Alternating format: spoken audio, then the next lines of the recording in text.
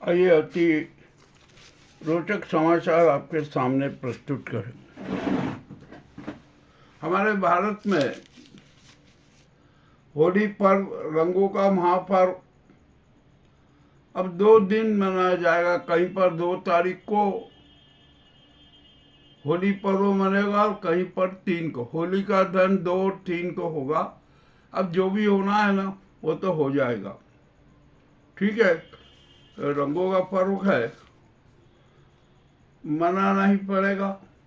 चाहे कैसे भी मनाओ, मनाना तो पड़ेगा। अब यहाँ पर मिडिल ईस्ट में बड़ी विचित्र स्थिति पैदा हो गई है। अरब के अनेक राज्य जल रहे हैं, धू धू करके जल रहे हैं। इजराइल भी कांप रहा है, अमेरिका भयातुर है और पूरे विश्व में अनेक राष्ट्रों में अमेरिकी दूतावासों को शिकार बनाया जा रहा है। उन पर हमले हो रहे हैं। वहाँ के जो कर्मी हैं उनके साथ भी पीटा जा रहा है, वे घायल भी हो रहे हैं। मामला बड़ा विचित्र हो गया और यह इजराइल, अमेरिका और ईरान युद्ध रुकने का कोई आसार नजर नहीं आ रहा। ये तो युद्ध और चलेगा और लंबा चलेगा। चलने दो, अब क्या किया जाए, चलेगा तो सही ना। अब आइए यहाँ पर हम सबसे पहले ईरान की बात करते हैं। अयतुल्ला खुमैनी की मौत के बाद ईरान में एक संकट आ गया कि आखिरकार ईरान का नेतृत्व तो कौन करेगा। क्या खुमैनी के बेटे मोजातुल्लाह के हाथ में शासन रहेगा या किसी अन्य के नाम पे। अभी एक बहुत खूंखार नाम आया है अयातुल्ला अफारी का, जो खेमनोई से भी ज़्यादा कट्टरवादी हैं, अमेरिका और इजराइल के खिलाफ हैं। उन्हें ईरान की ताकत सौंपी जा रही है। उन्हें ईरान का सर्वा बनाया जा रहा है। बना दो, क्या दिक्कत है। मगर हम सवाल तो ये है कि जो महाविनाश हो रहा है वो कैसे रुकेगा। अमेरिका भी और इजराइल भी अपनी जीत छोड़ने को तैयार नहीं और ईरान भी अपनी जीत छोड़ने को तैयार नहीं। ईरान की इमाम रजा मस्जिद में पहले लाल झंडा लगाया गया, फहराया गया, जो इस बात का प्रतीक है क्रांति का कि बदल। उसके बाद में वो झंडा बदल दिया गया और दूसरा झंडा लगा दिया गया, जो इस बात का प्रतीक है कि हम बदला लेंगे। चलिए, अब ये भी बात हो गई। अभी मुझे कुछ सूत्रों से समाचार मिला है कि अब तो इजराइल भी बेचैन हो गया। नेतन्याहू ने ईरान के जो भी सुप्रीमो हो, अभी जो भी हो, उनसे अपील की है कि युद्ध बंद कीजिए, मगर ईरान मानने वाला नहीं है। वो तो खेमोनी की हत्या का बदला ले गए। तो नेतन्याहू भी संकट में और ट्रंप भी संकट में है। अब होगा क्या, ये देखना के मामला बड़ा विचित्र है। अयातुल्ला अफारी तो खेमनोई से भी ज़्यादा खतरनाक है। वो अमेरिका को और इजराइल को कभी माफ नहीं करेंगे। मत करो भैया, जो भी है लड़ना चाहो लड़ो। हमने पहले संयुक्त राष्ट्र संघ को सुझाव दिया था कि वह तत्काल आपातकाल बैठक बुलाए और एक शांति प्रस्ताव तैयार करे, जिसके सबसे पहली शर्त यह होना चाहिए कि इजराइल, अमेरिका और ईरान युद्ध विराम की घोषणा करे।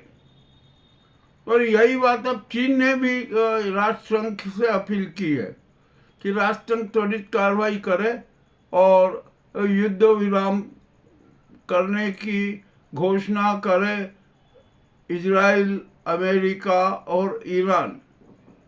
परंतु जिसके कोई आसार लग नहीं रहे हैं कि ये ऐसा हो सकेगा। यदि राष्ट्रसंघ सख्ती से यह शांति प्रस्ताव को लागू करवाता है ना, तो लागू हो भी सकता। अब यहाँ पर ईरान तो खूंखार स्थिति में है, जो घायल शेर की तरह वो तो हमले कर रहा है। उसने अरब के अनेक राष्ट्रों पर हमले किए, अभी भी कर रहा है। अमेरिकी जो बेस है ना, उन पर भी हमले कर रहा है, अमेरिकी बेड़ों पर भी हमले कर रहा है। तो ये जंग अब रुकने वाली नहीं है।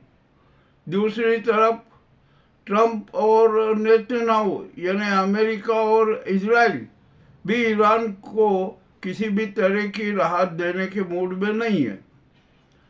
उनके भी हमले जारी हैं, नुकसान दोनों पक्षों का हो रहा है। और हम तो एक बात जानते हैं ना कि लड़ाई में लड्डू नहीं बंटते हैं, मौत और विनाश ही बांटा जाता है। तो हम ये उसको देख रहे हैं कि मौतें देख रहे हैं और विनाश की छवि देख रहे हैं। अब मामला बड़ा संकट का आ गया। इस संकट में भारत में का भी संकट खड़ा हो गया। अरब राष्ट्रों में इधर सब मिला के 90 लाख भारतीय अपनी सेवाएं देते हैं, वे वहाँ पर नौकरी करते हैं, वो सारा करते हैं। तब जब यह सारा अरब ही जल रहा है तो भारतीयों की स्थिति तो बड़ी खराब हो गई। अब 90 लाख लोगों को वापस भारत लाना भी बड़ी कठिन समस्या बन गया। हवाई यात्राएं बंद है, मामला तो बड़ा विचित्र हो गया। अब ये 90 लाख लोगों को कैसे लाए जाएंगे, ये भी एक बड़ी अहम समस्या हो गई। दूसरी बात, ईरान ने जलडमरू मध्य को रोक दिया, बैन लगा दिया। वहाँ पर से कोई भी व्यावसायिक जहाज नहीं जा सकता। इसके कारण भी बड़ा संकट पैदा हो गया। जो अरब से जो कच्चा तेल जाता था ना, वो इसी मार्ग से जाता था, अब वो भी नहीं जा सकेगा, मामला कठिन हो गया। और भारत का 50% क्रूड ऑयल तो उसी जलडमरू मध्य के बीच से आता था, वो नहीं आ गया। जो माल कच्चा तेल 7 दिन में आ जाता था, वो मार्ग बंद होने के कारण अब 45 दिन में आएगा। ये तो बहुत बड़ा संकट का स्थिति हो गई। और जब ये कच्चे तेल के भाव में भी भारी इजाफा हो रहा है, अब तो ऐसा लग रहा है कि कच्चा तेल भी है ना 150 से $200 प्रति बैरल हो सकता है, और हो ही जाएगा। इससे अनेक राष्ट्रों की अर्थव्यवस्था प्रभावित होगी, और भारत की अर्थव्यवस्था तो ज़्यादा प्रभावित होगी। ईरान ने यह भी कदम उठाया, और हमारे मोदी जी ने जो 25 और 26 को इजराइल जाकर भी बहुत बड़ी गलती कर दी। वहाँ तो उनका अपमान हुआ, वो तो हुआ ही। और मोदी के भारत वापस आने के दूसरे दिन, 2 दिन बाद, इजराइल और अमेरिका ने ईरान पर हमला कर दिया, खमेनी की मौत हो गई। तो इजराइल के लोग भी भारत से और चिढ़ने लगे, भारत को के प्रति उनका रुख और कठोर हो गया। चलिए ठीक है, अब क्या किया जाए। अब दूसरी तरफ अफगानिस्तान और पाकिस्तान के बीच में भी बड़ा संघर्ष चल रहा है। तालिबानी लड़ाके पाकिस्तान पर हमले कर रहे हैं, क्रूर हमले कर रहे हैं। पाकिस्तान भी बेचैन हो गया। अब इसी के बीच में पाकिस्तान ने अपना रुख बदला। अब वो ईरान के साथ खड़ा होने की पहल कर रहा है। यदि ईरान के साथ भी खड़ा हो गया ना, तो अमेरिका नाराज हो जाएगा। अमेरिका जो पाक का पक्षधर बना हुआ है ना, वो पाक का पक्षधर नहीं होगा, स्थिति बड़ी कमजोर होगी। और पाकिस्तान में अमेरिकी दूतावास कराची में जैसे हमला किया, तोड़फोड़ की, वहाँ पर विस्फोट भी किए, इससे भी अमेरिका और चढ़ गया। अब मामला तो बड़ा उलझता ही जा रहा है। ये जो हमारे हिसाब में है ना,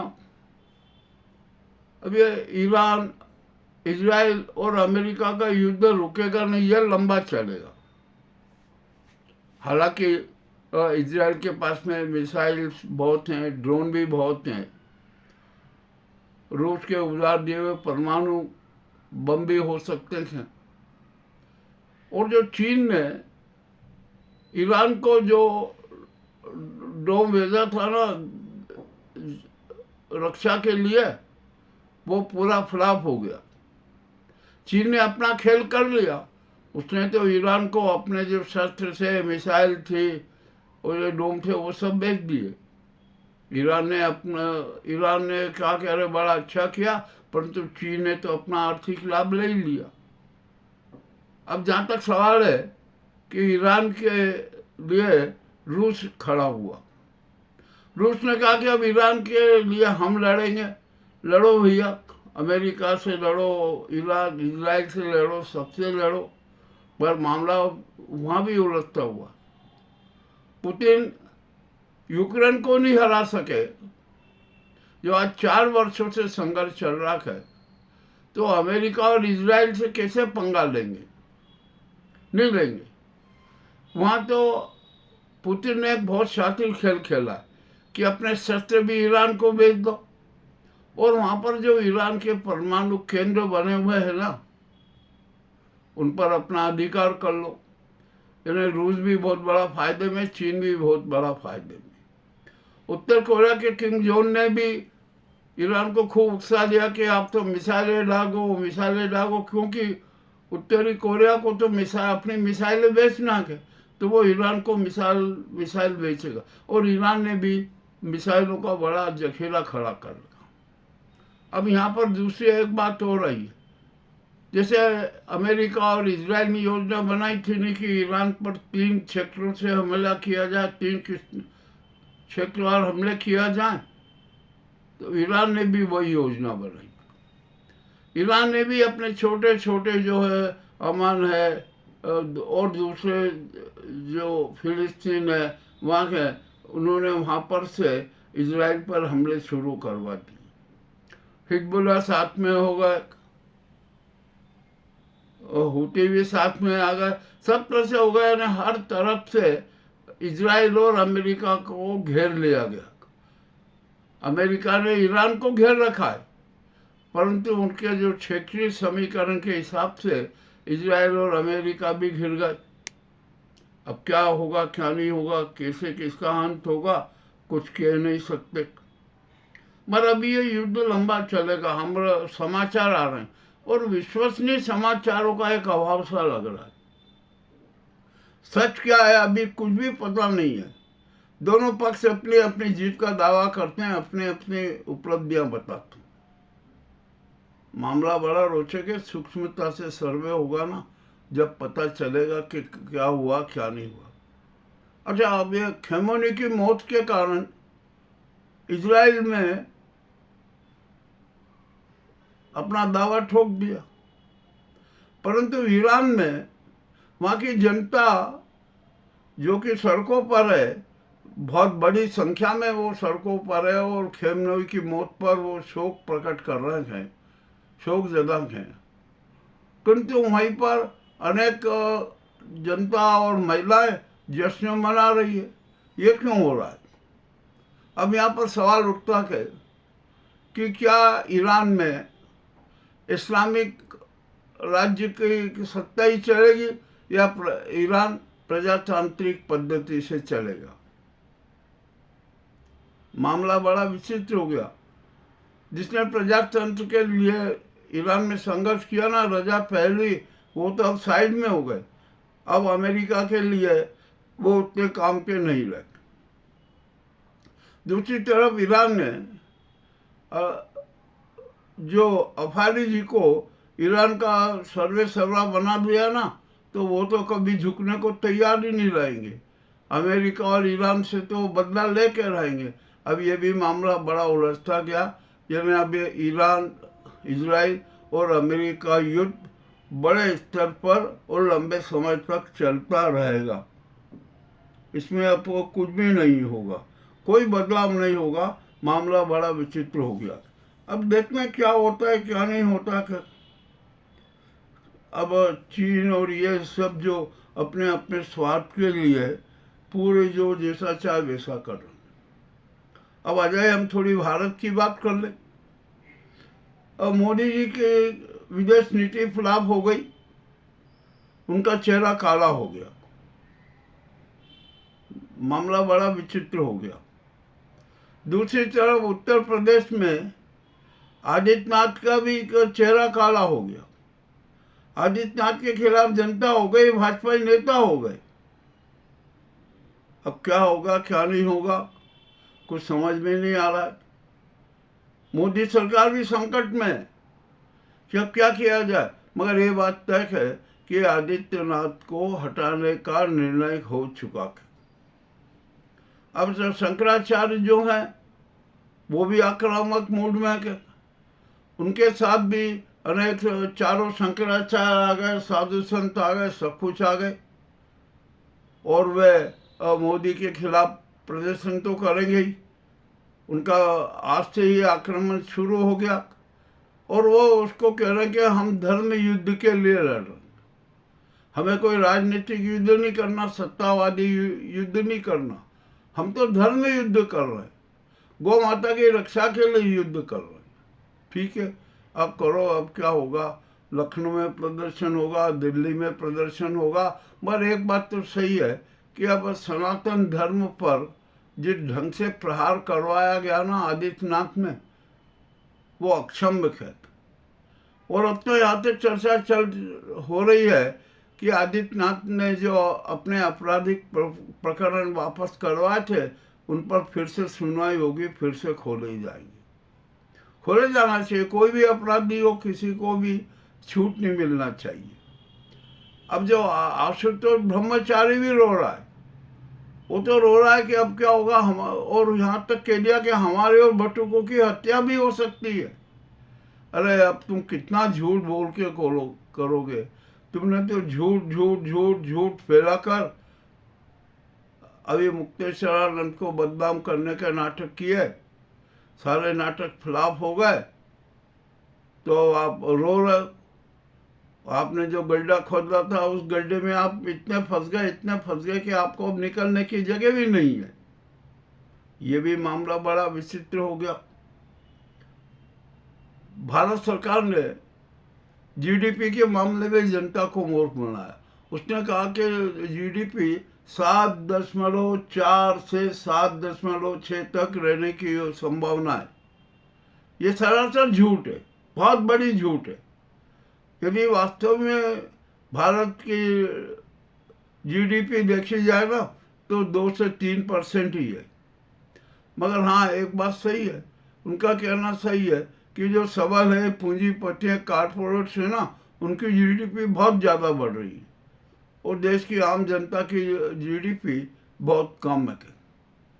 भारत पर कितना बड़ा कर्ज हो गया कि भारत का हर व्यक्ति कर्ज के उसमें ही है। मैं ये भी मामला बड़ा विचित्र है। ये कर्जवादी विकास का जो ढोल खूब पीटा जा रहा था, वो ढोल भी फट गया और वो ढोल के चिथड़े भी गायब हो गए। तो अब क्या किया जाए, अब इसका तो कुछ उपाय ही नहीं है। अब यहाँ पर देश में ये राहुल गांधी के पीछे पड़े थे, राहुल गांधी को बदनाम करने के खूब प्रयास किए, वे सारे प्रयास भी असफल होते जा रहे। संघ के भी चेहरे से सारे नकाब हट गए। अब तो संघी चेहरे डॉक्टर मोहन भागवत से कह रहे हैं कि आप भी 75 के हो गए हैं, आप पद से त्याग पत्र दे दीजिए और जो हिसाब किताब दीजिए। मोदी जी से भी जनता मांग कर रही है कि पीएम केयर फंड का भी हिसाब आपको देना पड़ेगा। यह आपने कैसा ऑर्डर निकाल दिया कि पीएम केयर फंड के मामले में किसी भी प्रकार का कोई प्रश्न नहीं कर सकता। क्या ये मोदी जी का फैमिली फंड था क्या, या भाजपा का फंड था? अब मामला बड़ा विचित्र हो गया और मोदी जी की फर्जी डिग्री है यह भी सिद्ध हो गया। चुनाव आयोग का जो ज्ञानेश कुमार गुप्ता है वो भी फंस गए और बहुत बुरे फंस गए, इतने बुरे फंस गए कि हद से ज़्यादा उनकी झूठ भी पकड़ा गई। बिहार में भी राजनीतिक खेल हो गया। अब नीतीश कुमार ने एनडीए को छोड़ दिया वे सबसे बड़ी पार्टी हो गए और राजद और अन्य दल उनके सहयोग में आ गए, तो अब वे वहाँ पर बिहार में भाजपा की सरकार नहीं होगी, वहाँ पर तो लोकप्रिय सरकार बनेगी। बड़ी विचित्र बात हो गई, हो जाने दीजिए ना, क्या दिक्कत है। नायडू ने भी आंखें दिखाना शुरू कर दिए और वो भी एनडीए से बाहर हो रहे, तो कोई मोदी सरकार अल्पमत में आ जाएगी, और है ही अल्पमत में। अभी तो संघ के जो 30-32 सांसद है ना, वो भी इस मोदी के सरकार के पक्ष में नहीं है। नितिन गडकरी ने भी बगावत के स्वर शुरू कर दिए हैं। इन्हें कुल मिलाकर ये नाजी सरकार का महापतन शुरू हो गया। उन्हें मोदी जी ने तो इतने विचलित हो गए कि वे मर्यादाएं तक भूल गए, अपनी जवाबदेही भूल गए। सब कुछ बड़ा नाटक हो रहा है, और इतने बदनाम हो गए कि जिसकी कोई सीमा नहीं, और उनकी विदेश नीति तो फ्लॉप ही हो गई। अब तो ये भी मामला है, तो ऐसे प्रधानमंत्री को पद पे बैठे रहना भी शोभा नहीं देता। तो तनिक भी शर्म हो, तनिक भी नैतिकता हो, तो इसी वक्त अपने पद से त्याग पत्र दे दे। अमित शाह के कांड का तो आपको सबको पता है कि वो तो यूं ही बदनाम हो गए हैं, तड़ी पार हो गए, और अब उनको फिर से तड़ी पार करने की आवाजें उठ रही है। मामला क्या है, बड़ा विचित्र हो गया। हालात देश के बड़े नाजुक हैं, जनता त्रस्त है, जनता परेशान है। और मेरा तो ख्याल है कि अब राष्ट्रपति महोदय भी है ना, इस गुजराती सरकार पर कठोर कार्रवाई करने की मूड में। वो इस सरकार को भंग भी कर सकती है, आपातकाल की भी घोषणा कर सकते हैं, देश में राष्ट्रपति शासन भी लगा सकती है। मामला बड़ा विचित्र हो गया। तो अब देश में क्या होगा, यह अहम समस्या है, बड़ा सवाल है। अब देखते हैं क्या होता है, क्या नहीं होता। खैर, अब 14 मार्च को फिर नेशनल लोक अदालतें लगेगी, तो लगने दो भैया, जो भी करना है करो, क्या दिक्कत है। अब यहाँ पर हम एक बात ये कहना चाहते हैं, ममता, नायडू, नीतीश, राहुल गांधी और अन्य जितने भी विपक्षी दल है, वे सब एक मंच पर आ जाएं। मामला बड़ा अच्छा हो जाएगा, सब देश की जनता को राहत मिलेगी। अब यहाँ पर एक बड़ा सवाल आता है शराब घोटाले का। 4 साल से शराब घोटाले का ढोल पीटा जा रहा था, परिणाम कुछ भी नहीं निकला। और शराब घोटाले के नाम पर भाजपा ने कितना लाभ उठाया, इसकी भी जांच होना चाहिए। इलेक्टोरल बॉन्ड के नाम से कितना कलेक्शन किया, इसकी भी जांच होना चाहिए। जांच क्या होना चाहिए, वो तो सारा रिकॉर्ड आ गया था। तो इस आधार पर भारतीय जनता पार्टी का राजनीतिक पंजीयन भी रद्द हो जाना चाहिए, करना चाहिए चुनाव आयोग को। अब देखते हैं क्या करेगा।